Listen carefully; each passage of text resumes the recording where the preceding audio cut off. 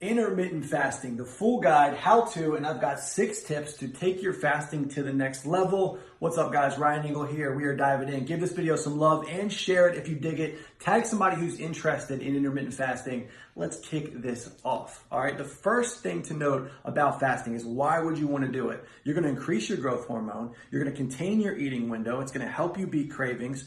There are numerous scientifically backed and just reasons that make your plan more doable. So we all fast to a point, which means we're just eating within a window. Let's simplify the whole thing. We're eating in a window. So what is the split? 16 and 8. This means you're going to fast for 16 hours and eat within an 8-hour window. So that's very, very simple to understand. This is the most common window that you're going to use for intermittent fasting. Very, very simple. That's what it is. So let's dive in because you're going to learn more about how to use intermittent fasting. You're going to learn how to supercharge it with these core tips. Number 1, this one, no junk. All right. So what we want to avoid is breaking the fast with junk. The biggest myth that I want to dispel with intermittent fasting is that it's some miracle, that all you got to do is eat within a window and you're good. So you can have Reese's, pizza, really whatever. I've heard so many different things about intermittent fasting, and you cannot be using junk because what's more important than when you eat is what you eat. So this still takes precedence over that. A great meal to break your fast with would be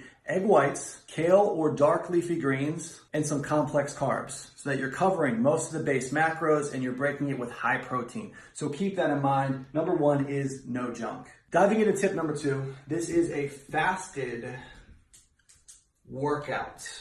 This is also very important. This is when you train. So I'm going to give you the optimal, and I'm going to tell you how you can bend your plan around this and make it work. What you want to try to do to optimize this is train outside of your eating window. So let's say your eating window starts at noon. It starts at 12 o'clock.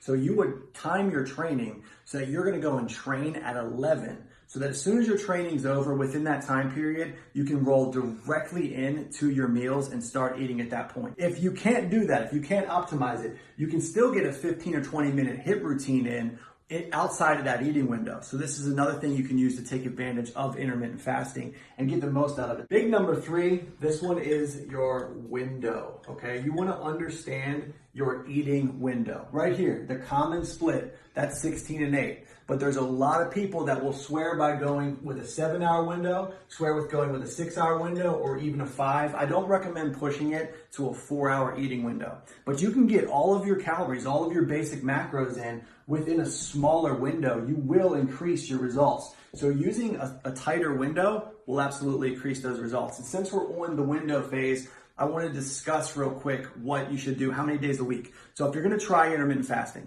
try it 3 days in a row. If it's just not for you, if you need the carbs, you need the energy, then don't use it. But if you find out that it is for you, it clears some of your brain fog, it increases your energy, then you're going to kick it all the way to 6 days. I do recommend a 1-day reset, especially when it comes to fat loss, because we have to keep the metabolism guessing. So give it 1-day reset, but you can run it for full 6 days. Big tip number 4, this one has to do with your energy. So we're not crazy out here. We're going to still use coffee and tea for a very good base source of energy. So when you're outside of your eating window, so let's say you wake up at 7 a.m., you're going to start your first meal at 12 p.m. in the afternoon.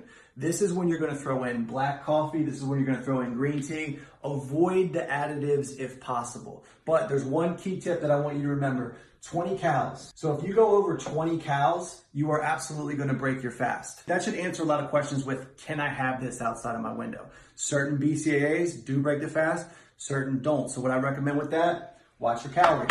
Okay, watch your calories. That's going to be one of the core elements to not breaking your fast. So I had a client that was eating bananas outside of his fast, a ton of bananas. Did that break the fast? Absolutely. So you're not using intermittent fasting if you're breaking that fast. So just stick to it as disciplined as you can. Make this the black coffee. Make this the tea with no additives, just to be super safe and really give this a shot. Big tip number 5. This one is your baseline meals. All right, this one, there's a reason I've got a box here. I'm putting some stars on it. And this is also one of the biggest myths in fitness that I want to dispel. This is your baseline meals.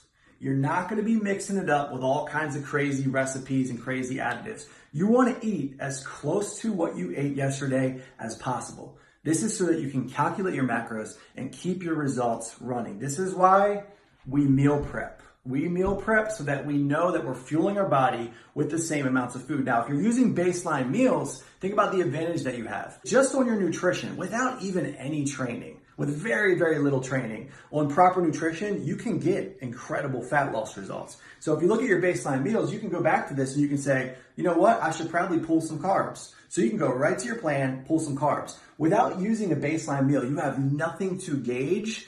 So obviously we're gonna have a problem getting results because that which is not measurable doesn't get changed. If you can measure something, it gets changed. So this is a base meal plan. If you need a meal plan, gold standard, built 10,000 plus through RE Fitness. You can grab one right through me. On this video, you will find a link to that. And when I say baseline meals, you're weighing your food down to the ounce. The ounce is so important because again, we're gonna be measuring this stuff. If we're not getting results, we can go right back to the plan and consult the plan and fix it. So it's that simple. Big key number 6. This one is you want to hit daily, okay? You want to do this absolutely daily. Hit high intensity interval training. This is critical for getting those results and making it happen. Now, I did mention that on good nutrition, you don't need to train much, but what you still need is a calorie dump. You need to blow some calories at some point. So if you kick off your day and you start your day with a fasted training workout, this is why I say every single day, what is your excuse to not do a 10 to 15 minute workout? In fact, I've got a lot of different workouts that you can use that are 5 minutes, something to kick that heart rate on, something to get you energized. You will notice, I promise you, if you start doing HIIT every day, as soon as you get out of bed, you start doing HIIT right on the floor. Don't need anything. Grab your timer. If you start doing this every day, you will notice an instant change in your mood. You will notice an instant change in your energy level. You can stop relying on so many different stims, right? So this is a big key. So do not forget to grab the plan. Check out the plan. Use these tips. This is IF in a nutshell. This is intermittent fasting for fat loss. Thanks for following. I'm Ryan Engel, founder of RE Fitness. We're gonna do a ton more videos like this. We got a lot of good stuff coming, so be sure to follow, and I will see you in the next one.